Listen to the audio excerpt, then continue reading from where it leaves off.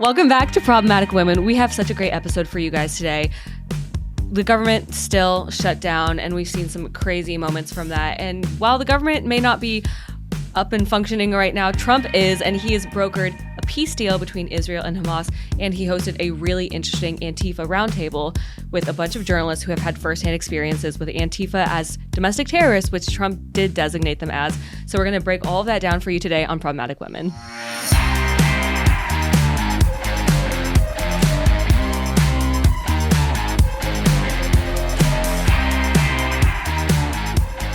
Welcome back. I'm Elise McCue. I'm Morgan. And I'm Virginia. And we are so pleased to have our Problematic Woman of the Week with us, Janiyah Thomas.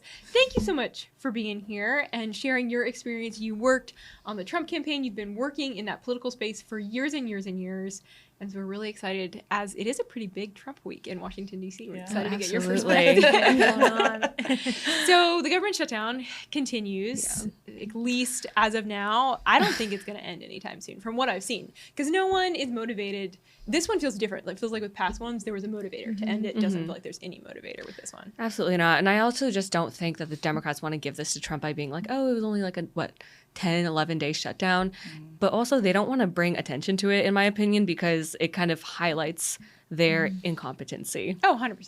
They're going to make it go as long as they can, I think. Like, the Democrats really have no real urge to end the shutdown anytime soon. Yeah, I definitely agree. I think they're so fixated on disagreeing with the president versus doing what's right for people in our country. In some ways, that is their brand. It's just like, whatever Trump does, we're going to do the opposite. It's Trump derangement syndrome. It is. No, it's crazy. Which some of them have been pretty silent, given the amazing news this week that we have a peace deal in the Middle East between specifically Hamas and Israel agreeing to phase one of this plan, which is the release of the hostages, and at least for now, a cease and end fighting. There's a lot of questions around, okay, what comes after that? More details to be worked out.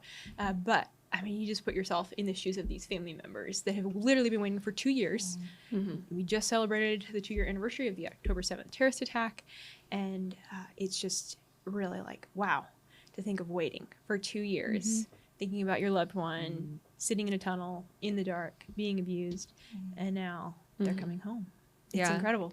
At a cabinet meeting this week, Secretary of State Marco Rubio actually said something really profound that stuck with me. He was talking about this peace deal, and he was saying the whole world might not know the specificities of what went on today, but it is a historic moment. And for the first time in 2 years, we're going to see 20 people walk out and reunite with their families who we haven't seen in 2 years. And it's just that moment is going to be historic and just absolutely beautiful to watch. The moment I'm most excited about. So there is a young woman who was rescued by the IDF soldiers who was taken hostage.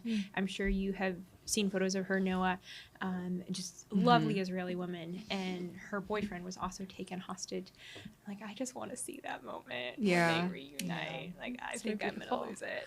I think the one thing, though, that upsets me so much about the peace deal that has now come about is the silence from the left of even those who may be pro-Palestine and the we saw all of like the pro-Hamas encampments on college campuses, all of the uprising of the people who were supporting Kamala Harris in the last presidential election because, you know, and the calling for her to be more pro-Palestine. Like, the amount of rhetoric that we have seen, the Palestinian flags across this nation, which is honestly sickening just to see, but the lack of respect to even recognize that President Trump and this administration has been the one to facilitate a peace deal in the Middle East, and even just recognize it. You don't even have to be for it, but just like, that is a historic move that is happening.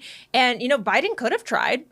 He could have tried. Like, Trump hasn't been in office for the last 4 years. He wasn't the last president. The Biden administration had ample time and opportunity to try and facilitate a peace deal. But the only person that we knew could make it happen, who had the power, who had the aura, honestly, is President Trump, who can walk in the room, command the room, and say, you know what? No, this is what we're going to happen. And he's bringing peace to the Middle East.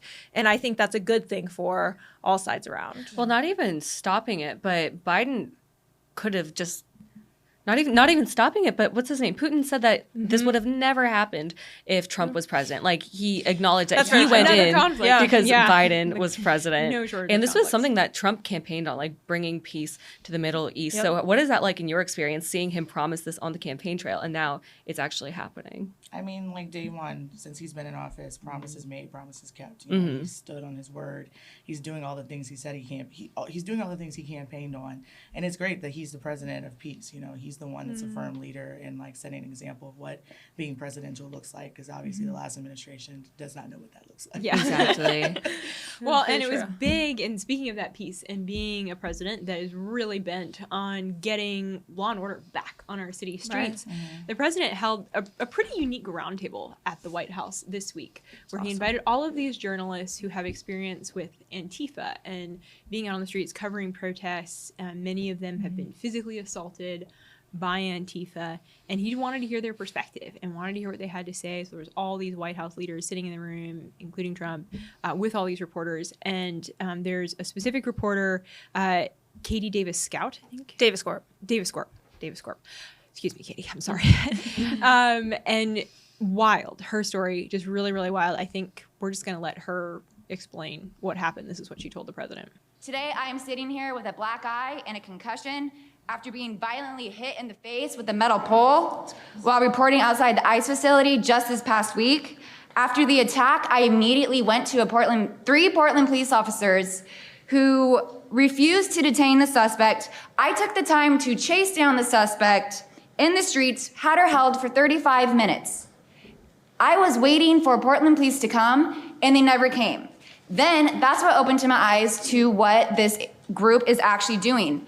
I watched 20 Antifa militants help my assault suspect escape into an Antifa safe house that is 1 block away from the ICE facility.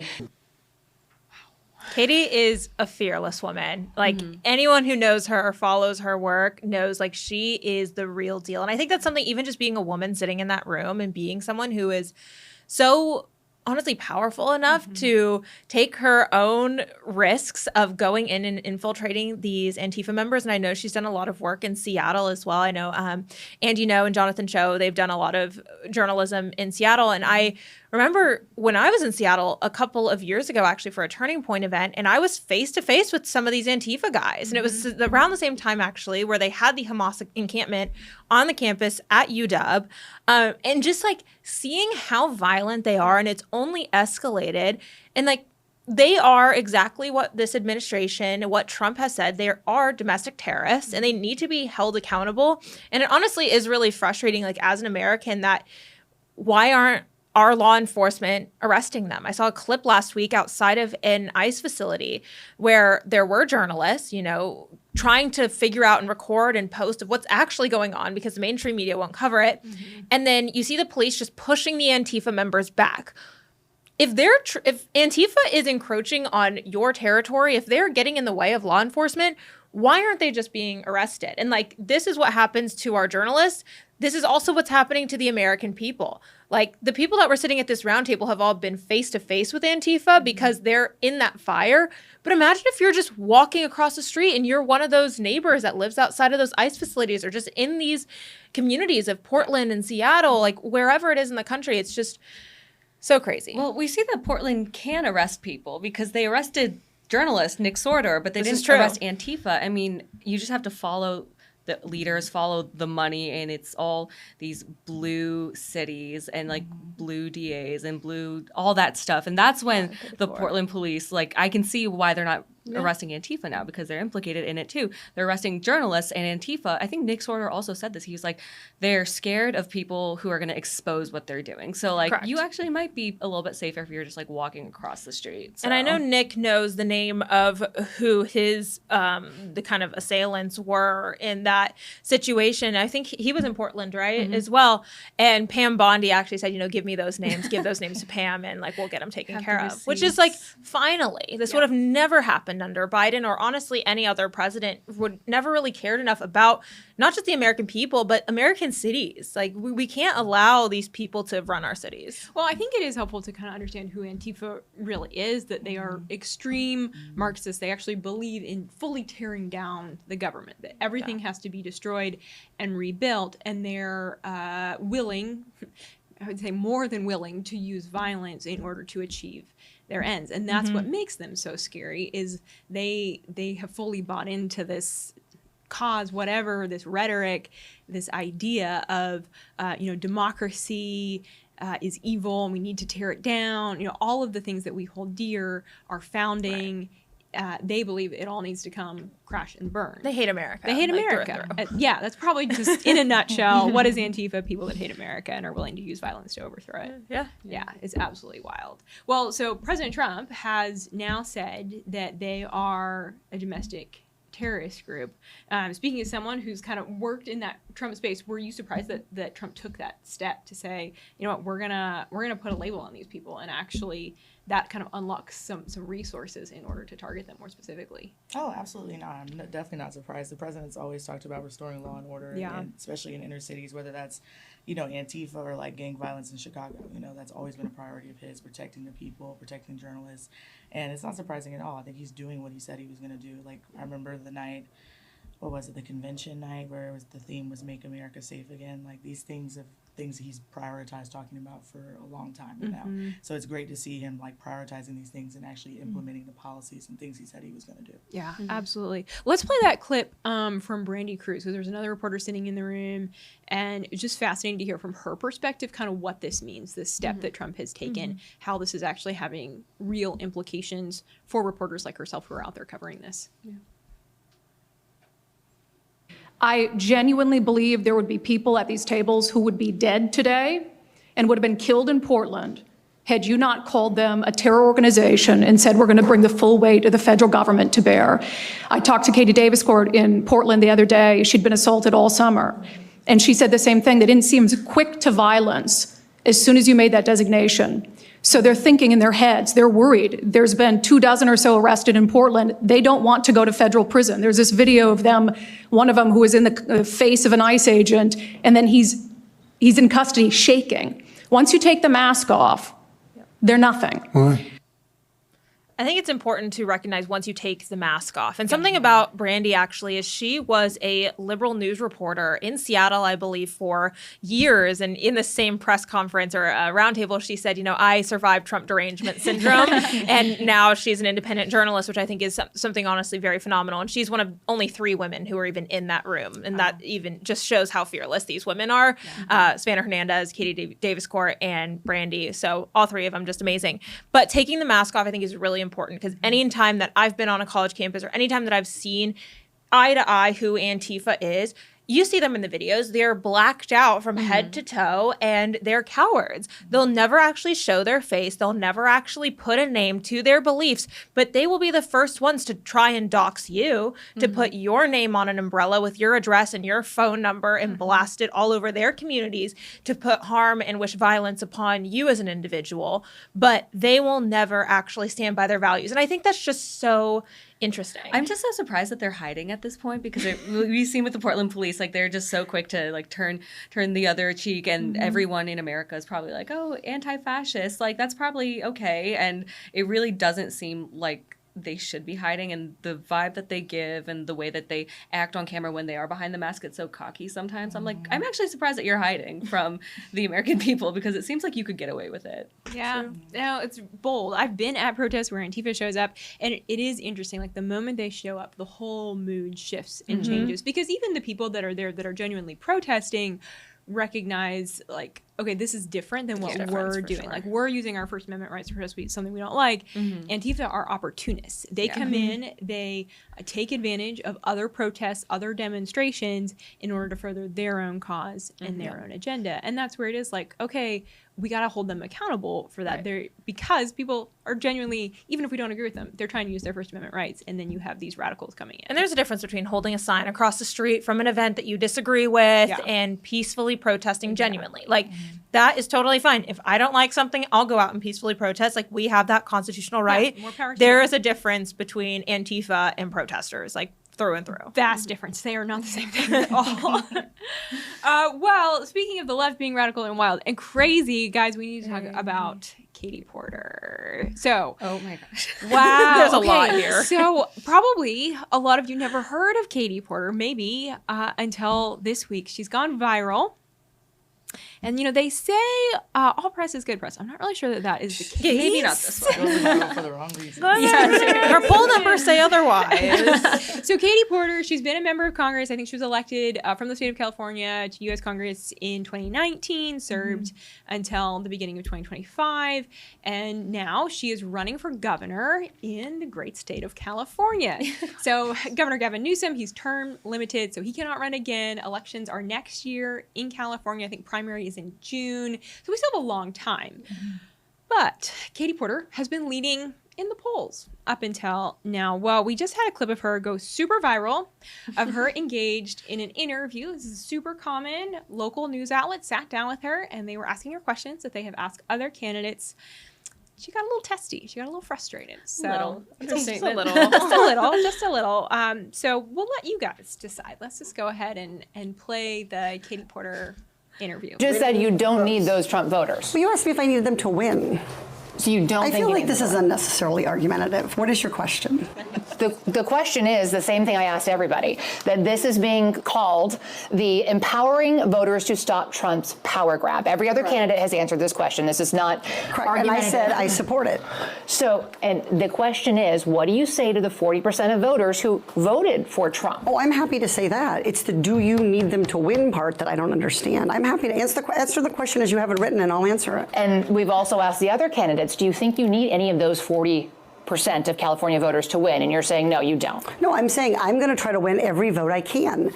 And what I'm saying to you is that Well, to those voters, okay, so you... I don't want to keep doing this. I'm going to call it. Thank you. You're not going to do the interview with us? Nope, not like this. I'm not. Not with 7 follow-ups to every single question you ask. Every other candidate has answered I don't our care. follow-ups. I don't care. I want to have a pleasant, positive conversation in which you ask me about every issue on this list. And if every question you're going to make up a follow-up question, then we're never going to get there. Ms. And we're Porter, just going to circle around. I am an investigative I have never had to do this reporter. before, ever. You've never had to have a end an conversation interview. with To end a an reporter? interview. Okay, but every other candidate has done this. What part of I'm me? I'm running for governor because I'm a leader. So I am going to make... So you're not going to answer questions from reporters? Okay, why don't we go through? I will continue to ask follow-up questions because that's my job as a journalist, but I will go through and ask these, and if you don't want to answer, you don't want to answer. So I love that she essentially was like, I just want to have a happy interview. Can't we just have a happy interview? Like, I need a safe space. Does she not understand like what it means to be a politician and maybe like stand behind your views and opinions? Apparently not. I mean, Janiyah, you have helped to run campaigns. What do you think her campaign staff was thinking as they are watching this unravel? I would be embarrassed. Yeah, she pulled a Kamala. There's not a coincidence. But at least she didn't start speaking in word vomit. She's just like, I'm not answering the question. So I don't know which is worse. It depends. But My favorite quote from that was, what I'm trying to say is... That was a for sure Kamala. that's me when I'm trying to communicate with my dog. Like, God. I feel really bad, honestly, for her ex-husband. I had to look it up while we were watching that. Is Katie Porter married? She's got 3 kids, and she was the one who filed for divorce. Shocker, it's usually women who file for divorce. Anyways, we have a massive problem to discuss there with marriage in America. But she is a unhappy single woman who, for some reason, now feels the need to be governor of California to push her ideas, which is just the woke of the woke. I know we're playing another clip. I can't remember which clip it was, but there was one where she actually was talking about how when she picked up her 12-year-old daughter from school, this like really made me upset. She picks up her 12-year-old daughter from school after Trump won.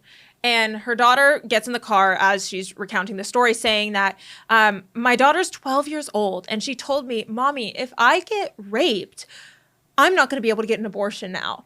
I'm sorry. When I was 12 years old, I didn't even know what rape was. I didn't know what an abortion was. And this just proves to me, honestly, and I think the rest of the American people, how vile this woman really is to be speaking to a young child about such graphic and like heinous things and then promoting that to your young daughter. And she's got 2 other children. It's like, is she just like openly talking about, I don't know, LGBTQ and abortion and birth control to her children? Probably. Well, because there's another clip where she talks about her 9-year-old daughter and having a conversation about climate change. Oh, gosh. And how her daughter is fearful that like we're all going to die because of climate change. So why are you instilling fear into little kids? Like, let them be kids. Let them live. Like, when I was 12, I was listening to Justin Bieber. Amen. I was actually thinking that you were talking about that, and I was like, what was I doing when I was 12? Oh, yeah, I was watching Never Say Never, a Justin Bieber movie. seriously. Honestly, I'm doing that at 23. Like, who am I kidding? Not much has changed. This is not the first time I've talked about that. Like, why is she trying to talk to her kids about this kind of stuff? Like, I know. and then going on the news and publicly sharing, like, this is what Trump is doing to our country. No, honey, you're doing this to our country. Yeah. You're and it's like instilling that you fear. go from someone like Gavin Newsom, who, like, for all his faults, he said that his kid listens to Charlie Kirk and is a fan of that, and like they have those conversations to I'm talking to my kid about like what's gonna happen to her if she gets assaulted. It's like night and day. Well, How do you go from one to one? Because I do not like Gavin Newsom. I do not support any of his policies. But the reason why I think he has been quote unquote successful is he can sell himself. He looks normal. Yeah. And I mean, I will say I think he's a little cheap because he says whatever the person standing in front of him wants to hear. But he's good at saying it. He's charismatic. He's likable in front of a camera. And for any campaign, and I'm sure you know this well, like that's one of the biggest jobs of the candidate is just to be likable. That lady has no aura. That would be very She just seems interesting. like an angry middle-aged woman. I was talking about this with my dad the other day, and we were talking about how the 2024 election, for lack of better terms, was the vibes election. Yeah. And Kamala really tried to hone in on those vibes, but Trump just exudes this natural aura, like you're saying. And for better or for worse, so does Gavin Newsom, so does people like Zohran Mamdani and Katie Porter. Like, what do you guys think she could have done to preserve that aura a little bit better? Maybe stop talking. It's not that hard. It's like you smile, you answer the question. A part of me thinks during the interview she just seemed to get really confused. Like she didn't really understand what was being asked. And that's when you just, hey, can you repeat that? Can you clarify? Instead she just got angry. Have grace. Answer the question you want to answer. Exactly. Classic block and bridge move. As a media director, what would you have done after that interview if Katie Porter was your client? Ooh, that's tough. I wouldn't Quit. even have a client like that. But I don't know. We'd have to go on a nice lady tour. Or something. Something like that. Something to make her seem Some therapy. likable. I don't know, because that would turn off a lot of people. Yeah. I'd be curious if Gavin Newsom will endorse her or say anything about her, honestly, being the current governor. And I know there's a lot of rumors of him possibly running for the just the presidential race in 2028. I'm just curious, like, as we inch closer to this gubernatorial race, who will Newsom endorse? Because I do think that his word does carry a lot of weight, especially for the Democrats in California. Yeah, I mean, right now I think she's a liability more than an asset. For sure. But gosh, next June is a long way away for the primaries for the gubernatorial election in California. It's a lot of time for people to forget. We have pretty short-term memories. Especially A lot can Democrats. happen. They like to forget when scandals happen. I mean, it's only been a week since those Jay Jones texts from 2022 were leaked, the Virginia AG candidate. And we just see Abigail Spanberger going out there and being like, thanks, Richmond Democrats, for having me. Disgusting. And Jay Jones being like, yeah, seriously. And everyone's just kind of brushing it under the rug. Yeah. I'm like, are we not going to talk about the fact that he threatened to kill people and their kids? Well, I think the reality is a lot of Democrats actually agree with that rhetoric, and that's the sad reality that we live in with the party split. And the Democrats have just continued to go down these left-wing rabbit holes more and more to where Charlie Kirk was murdered a month ago, and you see people celebrating that, and like that's still something that's so painful for the right that we're going through, and the left doesn't really seem to care. And I think when it comes to even like the Jay Jones text, or even the things that Katie Porter is saying and all of these other radical Democrats, I know I said this a couple weeks ago on the show, is just like the left just continues to become more and more radical and violent with their messaging, and No one on their party seems to care, and we get frustrated. But I'm really starting to believe that they really do hate conservatives that much. And like, if Jay Jones is saying this behind closed doors in a private text message, if Katie Porter's going on the news and saying this so publicly, how many other Democrats that are just in their home are wishing that violence against their next door neighbor conservatives? Well, Janiyah, correct me if you think I'm wrong, but I really feel like the onus is on the Republican Party to not let voters forget this is what Jay Jones said. Yeah. This is what Katie Porter said. Like, it kind of falls on them. Yeah. Yeah. I agree. But I also think, with what you were just saying, like, I don't even, honestly, I find it really hard to believe that a lot of them believe some of this hateful rhetoric. I think a lot of them are just scared to, like, buck back against it and disagree with, like, what the, loud mouths of their party say. I think a lot of them are just cowards, But They're just silent on them. Yeah.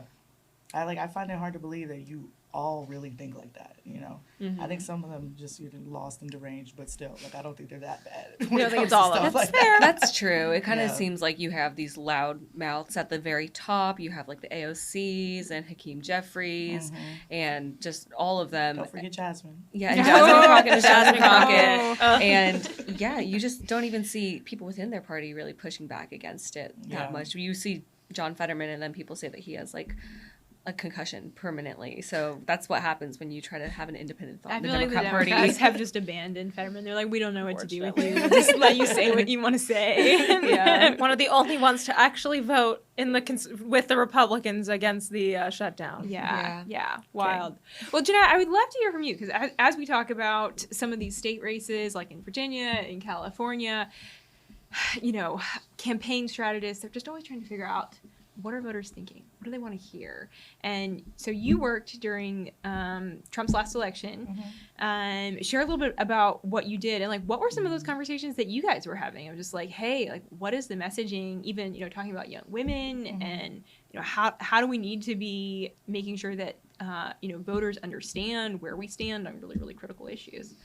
I think, well, to answer that question, I'll start with saying, like, a lot of the things I experienced, like, going on the campaign were, going to different cities, talking to normal people. Like, the stuff that, like, the DC ecosystem cares about, talks about, is, like, not real. Like, like, they're going to be talking about January 6th for 20 years. Like, normal people aren't talking about that. Normal people don't know what a continuing resolution is, Exactly. and that's okay. 100%. Like, they want to hear things about, like, how are they going to be able to afford groceries? How are they going to be able to afford childcare? How they're, like, the school systems. They want to talk about the crime in their communities. Like, those normal things break down to any demographic of people. Like, you can talk to any group of people about these things, because they're things that normal people in this country care about. And I think, the president did such a good job with this, because he was able to communicate that message, like, effectively, like, regardless of the surrogates or, campaign staff or anybody, like, he is, like, the one with the, aura and the message. And it was like, I've never seen anything like that. Like, where that person can just literally talk to any group of people, and it just resonates with everybody. Wow. And, a lot of candidates don't have that. Yeah. So you have I to help kind of them feel find like it. that's something that is not only, it's hard to teach. Like, you kind of have it and you don't. Yeah, it's a natural instinct, definitely. But I think, what you were saying about, like, some of the state races coming up, like, I really hate the way that, like, the mainstream media and the left has, like when Stacey Abrams ran, like, she was everywhere. Yeah. She was on every magazine. Winsome has gotten even, like, not even a quarter of that. Yeah. And it's like, okay, we cared so much about a black woman being the first governor, but, like, now that she's Republican, we don't care. Yep. That we have a Republican candidate doing It's the same cherry thing. picked. And I'm like, they praise Stacey Abrams for losing. And I'm just like, I don't understand it. Well, let's talk about that more, because Winsome Sears, right? She is a black woman running in the state of Virginia. Like, you compare it to She's been Stacey lieutenant Abrams. governor. She was been the lieutenant governor, correct? What can conservatives' messaging be to uplift candidates like Winsome Sears, especially when we're going against the machine? It seems like that the Democrats, it's like, if you don't vote for a black woman, then you're racist. Like, that's been the rhetoric that's been pushed for so long. Yet when there is a black woman running on the conservative platform, that same messaging isn't given. Yeah. So how do you think we Let's just change ignore that? this. What in your eyes needs to be done better, whether it's on the conservative front, the Democrat front, or just in general? Like, what messaging do you feel like is effective for, I would say, the black communities, and also when it comes just to candidates like this? Why aren't they uplifted within the black communities and Democrats? Like, why do they see that maybe as a threat? Ooh, that's a hard question. question and answer in front of a camera. Not somebody being a little too mad. I think a lot of Black people like don't. I think we're just so like mentally delusional sometimes when it comes to stuff like this. Like my grandmother, for instance, like is very, very on the other side. But like I'm like the stuff you talk about, you say like you and Winsome are very similar. Like the stuff that you care about. My grandmother lives in Virginia. I was born in Virginia. But she likes her. So she's grown to like her because she's become more open. I think part of the problem is getting to people to become more open to listen. Do you feel like it's the education aspect too of like informing voters? Exactly. And I think that on our side we could do better. Like we could do better like really getting into like these neighborhoods and communities and talking to people as people, you know. I think we've done a lot, but we're not like fully there yet. You know? And I think a lot of the times on the Democrat side, like especially when it comes to talking to Black people, especially in the media, it gets handed to them. Like they don't even have to work for it because like they get like Kamala had 10 positive real stories every day. Like and it's like they don't even ask us for a comment on anything. So I'm like it's very like one-sided when it comes to that. So I think the way to like counteract that is like doing more like in the non-traditional spaces too, because like most Black people aren't trusting CNN, ABC, Fox, like any news source, to be honest. I think most people are looking at YouTube and social media, which is, you know, toxic in one way but good in another. So whatever. I think getting more into those spaces and like actually being on the ground and like really doing the actual work and not just during an election year, like on the off years too.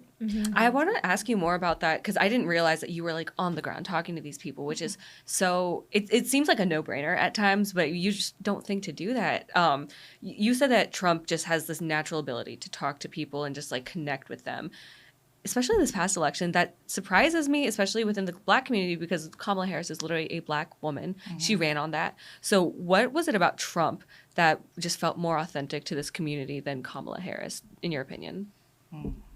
Well, I mean, the reality of the situation is like when it comes to Black women, they were going to vote for her regardless. It doesn't really matter. Women, you know, we're just too emotional, can't see past it. So most women, not everybody, but most people can't see past it. And I think people liked him so much because he's such a straight shooter. Like everything he says is like, he says what he means. He doesn't sugarcoat it. He's not talking in circles. He's not doing a bunch of word vomit. Like, it's simple. Like her, like you gotta digest it and replay it, and like it's like okay, if you don't have those personal connections of like going in HBCU or like being in a Black sorority, like I don't really see what there is to like connect with her about, you know, because like her message is very inauthentic. She comes from that elitist Democrat world, and it's like like Trump is a millionaire, and like how is the millionaire able to connect with people, but you can't? Like, seriously. You claim that you're so with the community, like. It is so inauthentic, and I think most people, like especially Black men, could see through it. And they weren't talking to Black men. They weren't saying anything that like benefited Black men. You know, they went too far on some of the crazy stuff that like most normal people do not care about this. You know. How did you get into the world of politics and campaigns? This is a wild world. It is. I'm like every day. I'm like, how did we get here? Why am I doing this? It's been a long journey. So I worked at the law firm I worked at, like the state party. They did like some stuff with the state party, and then I just applied to like go work at the RNC. I got a little referral letter, and then just moved to DC, and that's just what started it. And then I did when Senator Scott announced his presidential, I went to Charleston to work on that. I love him. He's my senator. I'm from South Carolina. I was born in Virginia, but grew up in South Carolina. Nice. And so it was fun, like just to be like close to home and like work with him and like really get to know him because he's a phenomenal person. Like one of the most genuine people I've ever met. Wow. Yeah. I liked him a lot watching him in debates and everything. He's just cool. Like he's very like he's like a cool uncle. Yeah. That's Unc. And then after that, I did convention for like 3 months, and then they asked me to come to campaign early. So I moved to Palm Beach, moved to Milwaukee for 3 months, and then moved to Palm Beach. Palm Beach to Milwaukee's crazy, by the way. That's a pivot. If you had to describe working on a presidential campaign in one word, what word would you choose? One word? One word. Maybe Chaos. two. Chaos, honestly. It makes a lot of sense. I'm like, I've lost so many clothes, living out of a suitcase. Like, I don't know where anything is. That's fair. That's very fair. What was the one item that you would bring everywhere and you're like, I would be lost without this? Ooh. that's really hard.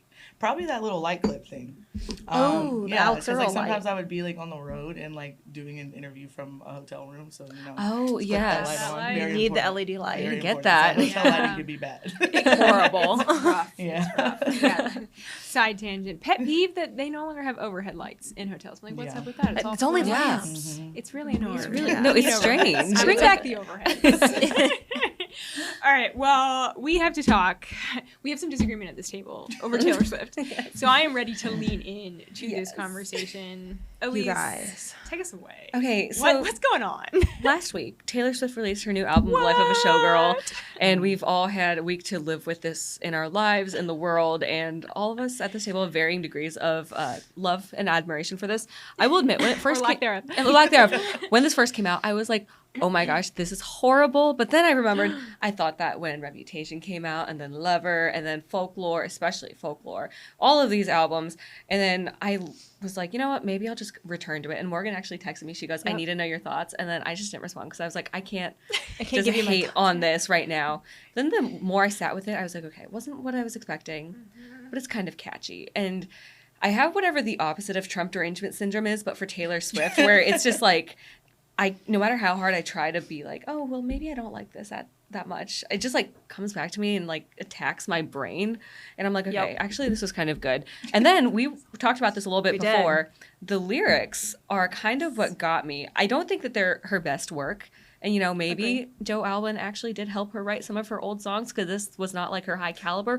But the substance of it, which was what really stuck with me, was very just kind of anti-feminist. And that's Very what I anti-feminist. That's what I liked about it. But sonically, whatever. I'm not a music critic. Here's I the didn't thing. like it. Here's the thing: is Taylor Swift is for the first time in the most happy, amazing relationship, and there's proof that when you are in a happy relationship as an artist, you actually perform worse because you're in your own happy la la land. Where when you're going through a breakup, you're going through turmoil. I mean, think of all of the amazing songs, not just Taylor, but like other artists have come out with.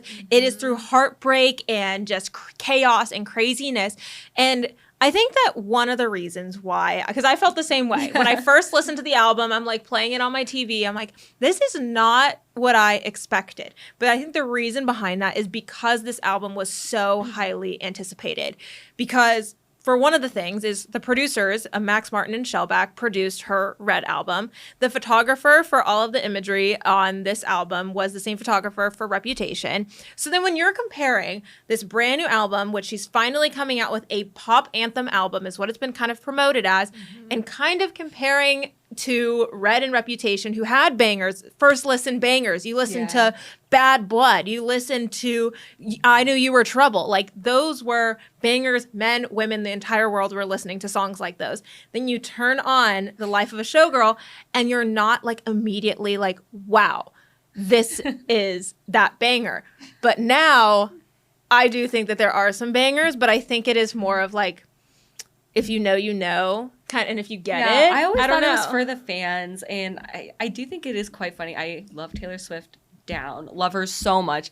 I think it's so funny the mental gymnastics Swifties have to go through. Yeah, it is funny. Within the first like few weeks of a release, it's like no, like it's good. It's just you have to like wait a year or two or something like that. I think which I'm like that's that me. long. It's not good. Well, see, like that raises an interesting point of like, okay, if she didn't have such a committed fan base already, like, would she be a no-name artist? Because if you listen, like, if I listen to a song for the first time and I don't like it, I'm never listening again. But Taylor Swift is different because she's huge and you can't get away from it, and everyone's gonna play the songs no matter what. But like, if this was Taylor Swift's first album, she just came onto the scene. I mean, I think it's different. Like, it is her 12th album, and there's something like a true Swiftie. But here's so she actually Denies said learning this to cook. I know, in an interview. A lot of artists don't come out with the amount of music that Taylor does. Like, that's something that her fans have like a relationship almost with her, and she is able to come out with music. She said on an interview, she's like, all I do is I make music, I think about music, and I bake. And she's like, I just love baking. And her sourdough actually made an appearance on her The Fate of Ophelia music video, which I think was phenomenal because she is like so excited and loves baking sourdough, which we can talk about just like all of the trad and amazing like family undertones that are in this entire album, like lyrically. Like she talks so much about how getting married, having kids, like baking, family, just like life in general. And I think that like Driver with basketball hoop. Yeah. Yes. No, okay, so on that song, I will say the Swifties were starting to be mean to me this week on Twitter. And I'm a Swiftie myself, so I take offense to that, but I get it. They're little warriors. Taylor Swift went on, I forget. It's that British talk show. Clearly doesn't matter. Yeah. But I know what you're she was about. she was saying that she was so offended that people thought that she was going to quit music after this album. But then I was like, okay, Taylor, in this one song, you said the world needs to leave us the F alone. I dream about like our whole neighborhood looking like you and just like having domestic life and people just leaving us alone. So I'm like, okay, you did kind of say that you want to be left alone. And then all the Swifters are like, that's so sexist. How dare you say that? She never said she's quitting music. And I'm like, okay, the reading comprehension skills are like down there. And you know what? That's fine. But you've been kind of silent. What did you think when all of this was coming out? Well, I refuse to listen to it. Okay. So I haven't listened to a Taylor Swift album since I was 15. So Really? probably younger than that. So to you be like honest. resist. You're like not even just not a Oh, Swiftie. You're I'm like not even anti. curious. Oh, I'm like, I try not to be a hater, but for her, I am. Just for you, Taylor. Yeah, I get, she makes a lot of music, but I also feel like if you're making that much music all the time, like, is it actually that great? Like, are you really putting the work into it? Like, are you really, like, studying and, like, creating a craft, or just, like, overloading your fans with music? Yeah. It's like when we wait for a Beyonce album, like, we have the anticipation of, like, we don't know when that's going to happen. That's so true. Well, Lorde releases, like, every presidential election. That feels pretty accurate to me. We were talking about this before, but you still can't avoid it because we watched The Summer I Turned Pretty. I think the three of us, you still have my copy. I know. still need to watch it. And it's in like every single episode multiple times. What was that like, experiencing that just barrage of Taylor Swift as a non-fan? I mean, it matched the moment. It matched the moment. It really did. I give her that. It matched the moment for the show. But am I going out of my way to listen to her? Absolutely not. Like, I don't want to see it. I don't want to talk about it. I'm like, if I see her on my TikTok, not interested. Like, I don't want to. Well, it is true that even as like someone that avoids it, like you're still inevitably you're gonna walk into stores and restaurants. Like you're gonna know her music anyway, just because it's literally everywhere. I mean, she's the biggest artist in the world right now. That's perceptual. Yeah. Yes. So okay. Per the charts. This is my question then, I guess, for the table. It could be our question of the week. Do we think that Taylor Swift is kind of embodying this more traditional trad thing that the conservatives have been on, or do we just think she wants to bake sourdough and be left alone? So, I think that at the end of the day, given her family background, some of the values she's expressing, that yes, I think she is, in a way, she holds some traditional values. I would be cautious to like fully uphold her in any sort of standard of conservatism or trad wife, or I mean, for one, like let's just be honest, she's a billionaire. Like she's not like us. Like she lives a different 100%. world. Yeah. It's just her reality is never going to be our reality, and that's fine. It's different. So I think it is awesome that she is choosing marriage, that she is talking about kids and family. I think that's beautiful. And, she also has been pretty open about her political views, and like she's not a conservative woman. I do think she has some pretty classic like American value type stuff, but I would never label her as a conservative. Yeah. No, I agree. Yeah. I agree with that, honestly, because like she definitely has some traditional values. I think just wanting a family, like that's something like her songs, like people always like slam her for having boyfriends and breakups and things, but like she's always wanted to have a family, like be married. Like yes, she's doing it later in life, but also I can only imagine what it's like dating at that caliber, honestly, and like getting to that point with a person to be ready for marriage. But like I do think that she wholeheartedly wants to be a mother, has always dreamed of getting married. Like she writes love songs for years. Like all of us. I had Taylor Swift playing at my wedding 2 months ago, and it was beautiful. But with this, I also think that there is an uprise in celebrities, and I think this is just like celebrities have grown up with us. It is that kind of early 2000s celebrities that are just continuing to grow up. Selena Gomez just got married to Benny Blanco, and Taylor Swift was there, and she actually gave a speech at their wedding and was sharing a video of Selena, just how beautiful she is and just having a lot of admiration for her best friend. Like, they've been best friends since 2008, which is so crazy and beautiful. But then seeing, you know, these two female billionaire artist powerhouses now actually living what I think is the American dream. You're getting married. Like, yes, you've had this successful life, but you're getting married, eventually going to have kids, and you're raising the next generation. Values-wise, do I think that all of these Hollywood elites aren't pro-abortion and, like, want Donald Trump to be president? Absolutely not. Like, I know they're Democrats, but I honestly don't think they're the super radical, like, Antifa Democrats that we've talked about. Like, I do think it is a lot more muted of, like, more your classical Democrat, if you will, like Bill Clinton Democrat, maybe. But Trump is a Bill Clinton Democrat, let's be honest. That is true. But I mean, I just don't think they're as crazy. And I do love to see the beauty of embracing marriage and healthy and happy relationships, making music and things that promote that lifestyle. I do think it is a net positive, especially to women in culture right now. Yeah. Honestly, I agree. And if her music has to suffer a little bit so she can embrace these traditional, like, marriage, happy wife, happy life values, sure, go for it, Taylor. Like, you know, I'm still tuning in, so it doesn't matter. I actually liked this album a lot, way more than her last one. Which songs did you like? I like Opalite. Opalite's cute. I like Elizabeth Taylor. That one has been stuck in my head, actually. It's a very reputation-coded song, Yeah. I think.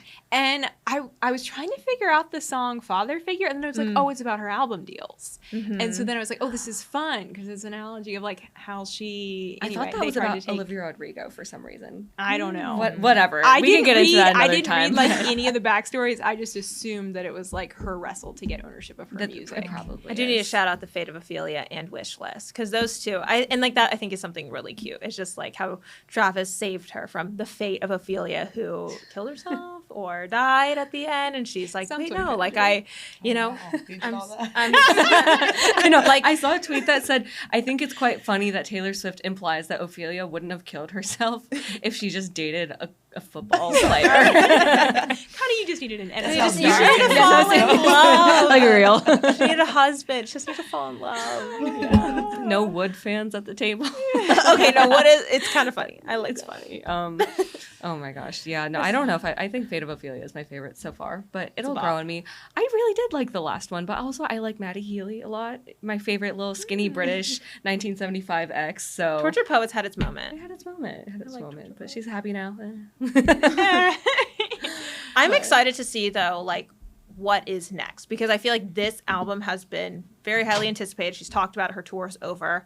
I'm very curious now. Obviously, she's going to be wedding planning and whatnot, but, like, musically for her career, what is next? So I don't think she'll stop writing music. I do think she's creatively still going to be there until she has children. But, you know, is there going to be a TS13? Is she going to, I know, like, everyone's been talking about the re-recordings, but now she owns her masters to everything. So are we going to get any more re-recording or Vault songs coming out? Maybe a secret Vault album of just unreleased songs is something I thought about. I don't know. I think it's going to be very interesting now that I feel like there really is a new chapter of Taylor Swift that's coming out. Yeah, I'm excited for the marriage music. Yes. The post-marriage music. We'll see how that is. Right? All right, Elise, do we pick a question of the week? Well, I guess we should talk about last week. Oh, yes. Okay, so last week. Let me pull that up. Thank you to everyone who sent us your thoughts and opinions. Yes. Okay, so last week our question of the week was, do you think that the Democrats are to blame for this government shutdown? Because the government shutdown just happened when we were chatting last week. Yep. Why or why not? Everyone basically said yes. M. Brown 18 said yes because they're determined not to let everyone in America get paid at work every week. Becca Ann 23 said yes, they know that they are outnumbered and asking for ridiculous things. Andrew Lou 87 says yes because they refuse to remove a provision about illegal aliens.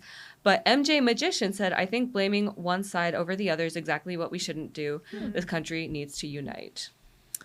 You know what, MJ Magician, I would like that too, but I'm not uniting with these illegal aliens. Getting healthcare I'm funding with my taxpayer dollars. I just started paying taxes recently in my life, and I don't like that that's where it's going, so. Yeah, it's not fun. The most ridiculous tax is when you're taxed on your car. You're like, I own this Okay, the car vehicle. tax The car when I tax. moved here, insane. It's I yeah. own my car. Yeah. It's very frustrating as a Virginia resident. I'm the Actually, friend not without a car, so I don't have to deal enjoy with that. this. Enjoy that. Yeah. All right, question of the week. Are we doing Taylor Swift? Yeah, sure. Sure, let's do Taylor Swift. What do you think? Is Taylor Swift, is she going down the trad rabbit she hole? based? Is she based? Do you think this is just like a fad? Like, honestly, just Do you tell us have to your be a thoughts. Republican to be based?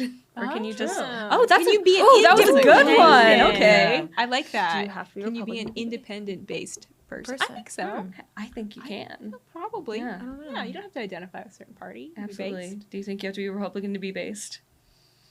Yeah. I love that. That definite. Yeah. Okay. Yeah. All right. Well, please Sound let us off. know what you think. And we will see you guys right back here next week. Janiyah, before we go, tell us how do we follow all of your work, your happenings, what you're up to? How do we keep up with you? Oh, all of my social media is the same. It's my name, but JANIYAH for people who know how to spell it. R Thomas. Yeah, and we'll put that in the show notes. So you please go follow her and all of her amazing work. And thank you so much for all that you've done for the Trump campaign. I'm so excited to keep following what you do next. Thanks for being here. Thank you. We'll see y'all right back here next week.